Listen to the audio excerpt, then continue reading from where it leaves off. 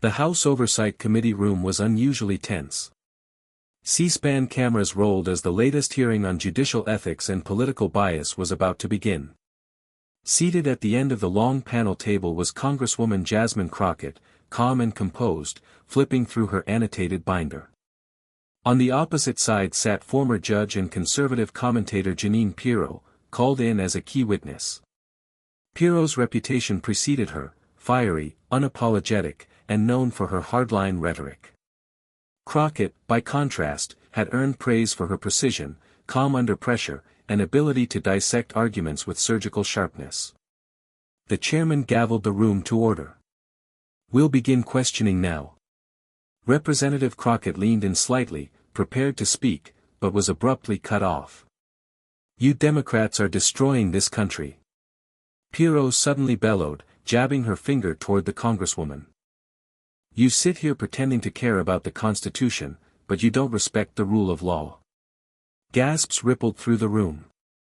Crockett raised an eyebrow but said nothing, yet. Pirro's voice climbed higher. "You talk about justice, but what you want is control. You don't want judges, you want puppets who'll rule your way." It was loud, accusatory, and deeply personal. Jasmine waited. Not a twitch. Not a blink. Then she calmly reached under the desk and tapped her phone. "I'd like to enter a video clip into the record," she said, turning to the committee. "It's a statement Judge Pirro made, on national television, about judicial neutrality." Aide handed the clip to the chairman, who nodded. "Let's roll it," he said. The screen lit up. Jeanine Pirro, in full HD, was shown saying in a previous Fox News segment, "Judges must never be influenced by party politics. The second they are, the bench becomes a circus." The irony was deafening. The room fell into stunned silence. Then Crockett finally spoke. "Now, which version of Judge Pirro are we supposed to believe today?" Pirro's face turned crimson. The video ended, leaving behind an awkward vacuum of silence that hung in the hearing room like smoke after an explosion. Even the Republican members of the committee seemed momentarily unsure of how to respond. Jeanine Pirro's mouth opened slightly, then closed again. Jasmine Crockett leaned in, voice steady and low, but sharp enough to cut steel. "So tell us, Judge Pirro, do you still stand by your statement that judges must never be influenced by party politics?" Pirro shifted in her seat. I said that in a different context." Crockett didn't flinch. "Oh, so the principle only applies when it's convenient?" The gallery murmured. Pirro's tone grew defensive. "Don't twist my words. You're misrepresenting what I said." Crockett smiled faintly. "I didn't twist anything. I literally played your words. Unedited. Uninterrupted. Straight from your own show." Pirro tried to recover. "You think you're clever, pulling old clips to score points. But the real issue here is your party's obsession with silencing voices like mine." Jasmine leaned back in her chair. "Judge, you weren't silenced. You were given the floor. You chose to scream instead of speak." The line hit like a gavel. Even the stenographer paused for a beat before typing. Pirro looked like she wanted to respond, but nothing came out. "Not yet." Then Representative Bowman, seated next to Crockett, leaned into his mic. "Chairman, I'd just like to say for the record, this is the most satisfying moment we've seen in weeks." Laughter burst across the room. Pirro looked furious, her usual confidence crumbling under the weight of her own contradictions. And Jasmine? She sat there, calm as ever, flipping to the next page in her binder. Jeanine Pirro clenched her jaw, clearly rattled. But she wasn't done. Not yet. "I won't be lectured by someone who thinks being loud equals being right," Pirro snapped, trying to regain control. "You want to talk about justice? Let's talk about the weaponization of government agencies against political opponents. That's the real scandal here." Jasmine Crockett didn't even look up at first. She calmly placed her binder flat on the table, laced her fingers together, and then spoke, her tone measured, but firm. "Judge Pirro, you keep using words like weaponization, but what I see is a weaponized hypocrisy. You came here as a legal expert, but all we've heard is a partisan meltdown." A few gasps. Even some quiet applause from the back rows. Pirro's eyes narrowed. "I've spent my life upholding the law. Can you say the same?" That's when Jasmine slowly leaned forward and spoke in a tone that quieted the room once again. "I've spent my life defending the Constitution and the communities you overlook when you talk about law and order. The difference between us, Judge, is that I know the law isn't just about punishment, it's about fairness. And fairness doesn't scream. It doesn't bully. It doesn't perform for cameras. It speaks truth. Even when it's uncomfortable." That one landed. Pirro opened her mouth, but Crockett cut her off, politely, but decisively. "And before you accuse me of playing politics, let me remind you that you're the one who turned a courtroom robe into a primetime monologue. You forfeited neutrality the day you traded a gavel for a script." A visible wave of silence swept through the panel. Even committee members on Pirro's side seemed hesitant to jump in. Crockett glanced at the chairman. "I yield my time." Boom. Like a mic drop, without ever raising her voice. Pirro sat back, visibly stunned, as Jasmine folded her hands again and waited for the next speaker. Chairman Thompson cleared his throat awkwardly, clearly unsure how to transition from the verbal demolition that had just unfolded. Thank you, Congresswoman Crockett. We'll now move to questioning from Representative Jordan." But even Jim Jordan, normally quick to defend his allies, seemed unusually subdued. He glanced at Pirro, then at Crockett, then finally said, "I'll reserve my time." A low ripple of surprise moved through the room. Pirro sat stiffly in her chair, blinking as if trying to reset her posture and pride. But it was too late, the damage had been done. The hearing continued with other witnesses, other topics, but the energy in the room never returned to its earlier fire. Every time Pirro shifted in her seat, the memory of her own words echoing back at her seemed to tighten the silence around her. When the session recessed for lunch, reporters flooded the hallway. "Congresswoman Crockett. Was that video clip planned? Did you expect Judge Pirro to lose her composure? Was that a message to Fox News?" Jasmine Crockett, calm and unbothered, stepped up to the microphones. "I didn't come here to embarrass anyone," she said. "I came to hold people accountable, to their own words. If that's uncomfortable for some, then maybe it's time they reflect on what they're saying when the cameras are off." One journalist called out, "Do you think Judge Pirro should be invited back to testify?" Jasmine gave a small, cool smile. "Only if she brings a mirror." The press pool erupted with questions, but she was already turning away, walking calmly down the hallway as her staff followed behind.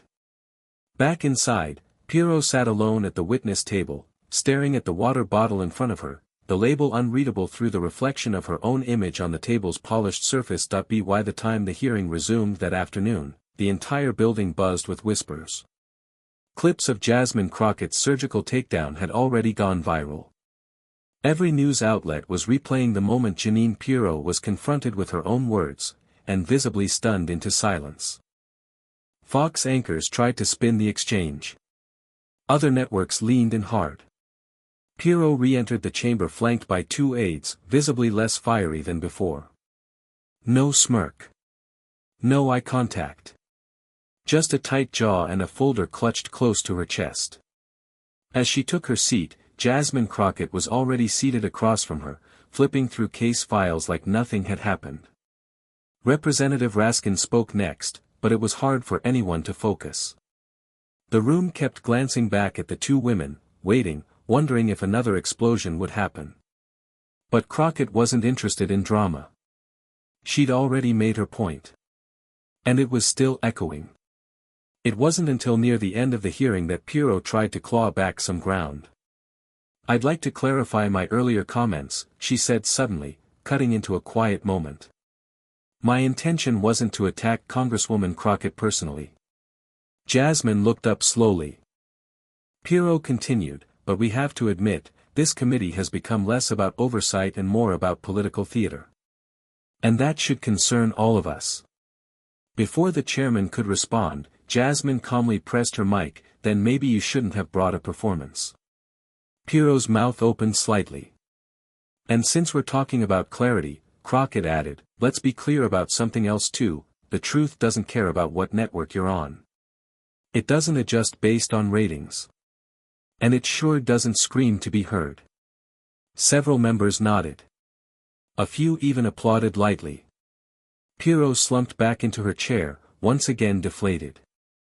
Outside, social media was exploding with hashtags, hashtag Pirro meltdown, hashtag Crockett clapback, hashtag your own words, and inside the chamber, Jasmine Crockett went right back to work, methodical, focused, and unbothered, as if dismantling a televised meltdown was just another item on her to-do list. The hearing finally adjourned just after 4 p.m. But the real show had already played out hours earlier. As lawmakers packed up their notes and staffers shuffled out, the buzz in the corridors was electric. Jeanine Pirro exited quickly, dodging cameras with the help of aides. Her usual confident strut was replaced by a brisk, almost panicked walk. She didn't speak to reporters. She didn't have to. The headlines were already writing themselves. Meanwhile, Jasmine Crockett strolled out a few minutes later, composed, calm, and completely in control. A young journalist from a major political podcast rushed up to her. Congresswoman, what do you think caused Judge Pirro to unravel like that today? Jasmine paused, then offered a slight shrug. When you spend years yelling at people from behind a desk, it's easy to forget what accountability feels like. The reporter blinked, stunned by the answer. Crockett continued. This wasn't about personal attacks. This was about standards, hers. She just didn't expect anyone to hold her to them. As she turned to walk toward the elevators, someone called out from behind the cameras, "Do you feel like you won today?" Jasmine stopped in her tracks, glanced over her shoulder, and said, "It's not about winning. It's about telling the truth, quietly, if necessary." Then she smiled and disappeared behind the elevator doors. That night, every major network ran the clip. Over and over. The screaming. The video. The devastating silence. And that final sentence, "You forfeited neutrality the day you traded a gavel for a script." The internet exploded. Memes, reaction videos, analysis panels, all fixated on what was quickly being called the Pirro collapse. But in her district office, Jasmine Crockett didn't even turn on the news. She sat at her desk, sifting through constituent letters, her phone buzzing nonstop. Her chief of staff finally broke the silence. "You really made a statement today." Jasmine looked up and smiled faintly. "No," she said. "She did. I just played it back." While the internet continued dissecting every second of the exchange, back at Fox News headquarters, the fallout was immediate. Producers were scrambling. Executives were furious. And Jeanine Pirro? She was nowhere to be found. Behind closed doors, a senior producer slammed a folder on the table. She walked straight into that hearing like it was her show, and got wrecked on national television. Another replied, "We should have prepped her better. Crockett had receipts." You can't debate her unless you come armed with facts, not just fire. Meanwhile, in a quiet congressional office in D.C., Jasmine Crockett was reviewing her next week's hearing schedule. One of her aides walked in with a grin, holding a phone. "Congresswoman, you just hit 20 million views in under 12 hours. Jasmine raised an eyebrow. "Really? People are calling it the Pirro paradox, how someone got crushed by their own definition of justice." Jasmine chuckled softly. "Well, maybe next time they'll check the mirror before checking the mic." She stood, straightened her jacket, and grabbed her notes. "Now let's get back to work. Viral moments are nice, but policy changes lives." Fade out. Let me know if you want a video description, disclaimer, clickbait thumbnail prompt, or new spin-off story idea from this universe. by the next morning, the impact of the exchange between Jeanine Pirro and Jasmine Crockett had spilled far beyond social media. Cable news anchors were split. On MSNBC and CNN, the moment was hailed as a masterclass in restraint and factual takedown. Over at Fox, some tried to spin it as an ambush, though others privately admitted Pirro had been caught flat-footed. Even late-night hosts couldn't resist. Stephen Colbert quipped, "Last night, Judge Jeanine got hit with the gavel, and this time, it wasn't in her hand." And on The Daily Show, a viral segment was titled, "When You Bring Rage to a Facts Fight." Back in Congress, staffers were buzzing. Senators were gossiping in the cafeteria. Even political rivals approached Jasmine in the hall. One conservative congressman muttered to her as they passed, "Not bad, Crockett. You hit her harder with a clip than we've hit her in years." Jasmine smiled but didn't respond. She had no interest in gloating. The point had already been made. But what truly caught her off guard came later that afternoon, when her office received a sealed envelope, no name, no return address. Inside was a printed transcript of Pirro's past statements on judicial independence, with a handwritten note at the bottom, "I should have listened to myself." J. Crockett read it.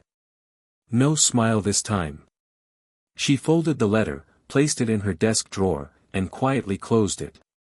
Whatever Pirro was feeling now, embarrassment, reflection, or regret, Jasmine Crockett had already moved on to the next hearing, the next fight, the next truth to be told.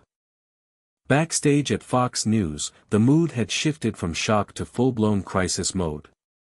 Jeanine Pirro sat in her private dressing room, makeup untouched, staring blankly at her phone. The clip of her outburst, followed by Jasmine Crockett's takedown, was now the most viewed political video of the week. Every time she refreshed Twitter, another meme showed up. One had her shouting with the caption, "When you forget you're in a courtroom and not a courtroom drama." Her producer knocked gently. "Jeanine, the network wants you on air tonight. They want a response." She didn't answer right away. "Jeanine." Finally, she muttered, "They want me to clean it up." "Yes. Or at least shift the narrative. You know the drill." Pirro stood up slowly. "I know the drill. I just didn't expect her to be so surgical." Meanwhile, in Jasmine Crockett's office, her team was in the middle of sorting through an avalanche of new interview requests. CNN wants you on State of the Union. The Root just called. Oh, and Vanity Fair wants to do a profile, the congresswoman who dismantled a judge without raising her voice. Crockett smiled faintly. "I don't need a profile. I need voters to know we're serious about truth and accountability." Her aide replied, "Well, they're listening now." Back on Fox that night, Jeanine Pirro returned to her chair, dressed in red, fire in her eyes, but this time, it looked forced. Her voice cracked slightly as she spoke to the camera. "What you saw yesterday wasn't a defeat. It was passion. It was pushback. And I will never apologize for defending what I believe in, loudly." But the comments section was brutal. One viewer posted, "You didn't get pushed back, you got fact-checked by your own mouth." Another, "This wasn't a debate. It was a masterclass in how to lose with a microphone." Pirro looked into the camera, but her fire was gone. What once felt like righteous fury now looked like noise against Crockett's quiet, lethal composure. And Jasmine? She didn't watch. She was already preparing for her next committee hearing, quietly, confidently, and completely unfazed. As the week went on, the ripple effect of the Pirro-Crockett clash spread through Washington like wildfire. Several lawmakers, Democrats and Republicans, started re-evaluating their media strategies. Staffers whispered in elevators, "Don't go viral for the wrong reason," and, "Whatever you do, don't pull a Pirro." The phrase had become a warning. Meanwhile, at a town hall in Dallas, Jasmine Crockett stood before a packed community center. Not a single seat was empty. Cameras from local and national news stations lined the back wall. A resident stood up during the Q&A. Congresswoman, you embarrassed her so bad they put her in reruns. How do you stay so calm under pressure? Jasmine laughed gently, then replied, I don't go to these hearings to perform, I go to protect the people who sent me here. That's what keeps me calm. I don't need to yell to be heard. Thunderous applause erupted. Back in New York, Pirro was having a very different experience. Fox producers had quietly pulled her from their prime segment rotation. Her next guest appearances were being re-evaluated. Donors were calling execs, frustrated by the backlash. Some insiders even speculated that she might take a break from public commentary, at least until the storm passed. Behind closed doors, she was fuming. I've survived worse, she snapped at one aide. This won't define me. But it already had. Back in D.C., Crockett returned to Capitol Hill, where she passed Representative Alexandria Ocasio-Cortez in the hallway. AOC grinned and gave her a fist bump. You're a legend now, she whispered. Crockett shook her head with a smirk. I'm just getting started. The two walked into the committee room together. Outside, protesters chanted, cameras flashed, and headlines rolled on tickers across the nation. Crockett silences the screamer. Judge versus Congresswoman, only one brought the law. Words matter, how Pirro was defeated by her own. Days later, behind closed doors in a private Fox News executive suite, the atmosphere was cold and clinical. 3 senior producers sat at a conference table, Pirro's contract spread out before them. We have 2 choices, one said. We either frame this as a momentary lapse, or we distance the brand entirely. A second executive tapped the edge of a printed New York Times op-ed, The Pirro Problem, When Rage Meets Reality. The verdict was clear. Jeanine's outburst wasn't just bad optics, it was a strategic liability. That afternoon, Pirro received the call. It wasn't a cancellation. But it was a reshuffle. On hiatus, they called it. Temporary. She didn't argue. Not this time. Not after the numbers, the backlash, the headlines. She hung up the phone in silence. Across the country, Jasmine Crockett sat on a Zoom call with law students from Howard University. One young woman asked, how did it feel, sitting across from a woman known for tearing others apart, and watching her fall apart instead? Jasmine smiled gently. It wasn't about watching someone fall apart, she said. It was about standing still while the truth did its job. The students nodded, taking notes, not just on politics, but on power, restraint, and precision. Later that evening, Jasmine walked past her office TV where a muted headline read, Pirro silenced by her own soundbite, Crockett's calm stuns Capitol. She didn't stop to read it. She had a stack of policy briefs to review and a new bill to co-sponsor. No gloating. No press tour. No celebration. Just work. Because while others screamed to be seen, Jasmine Crockett had proven one truth louder than any outburst: composure is undefeated. Weeks later, the buzz finally began to settle, but the impact never faded. Jeanine Pirro remained off the air, her team quietly scrubbing the internet of memes, dodging interviews, and trying to salvage what remained of her brand. Her once fiery persona now haunted by the moment she was forced to hear herself, the raw, unfiltered playback of her own contradictions. The viral clip had become required viewing in law school debates, media ethics classes, and even congressional staff training sessions. It was dissected not just for the drama, but for what it revealed: the age of the loudest voice was losing ground to the calmest mind. Jasmine Crockett didn't chase the limelight that followed. She let the moment speak for itself, and it did. A month later, she was invited to deliver a keynote at the National Women in Law and Leadership Summit. Her speech was simple, powerful, and unforgettable. I didn't win that moment because I shouted. I didn't humiliate anyone, I let the truth do that. You don't need to raise your voice when you're holding the facts. And you don't need to fight dirty when you know who you are. She paused. And if you're ever up against someone who's louder than they are right, you don't panic. You just press play. Standing ovation. As she stepped down from the podium, an older civil rights attorney leaned in and said, "You didn't just win that hearing, you rewrote the rules." Crockett smiled. "I didn't rewrite them. I just read them, out loud." Outside, reporters waited. Cameras rolled. A new wave of commentary began. But Jasmine didn't stop to watch. She stepped into a waiting car, closed the door quietly, and disappeared into the evening, her legacy sealed not by what she shouted, but by what she made silence say.